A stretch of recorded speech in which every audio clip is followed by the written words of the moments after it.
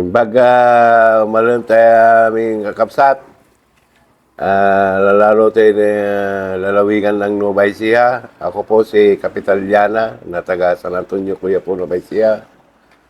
Kayo po inayahan dumalo sa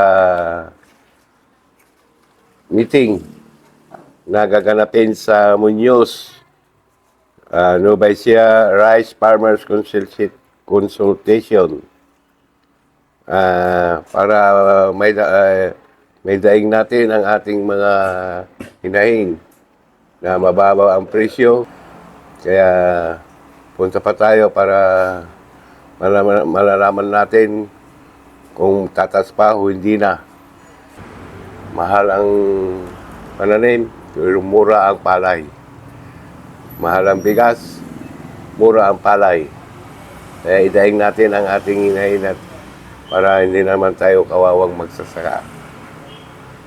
Maraming salamat po at inasahan ko kayo na dumalo sa meeting sa 19 sa Silecio, Nueva Ecija Rice Farmers. Maraming salamat po sa inyong mga kalalawigan.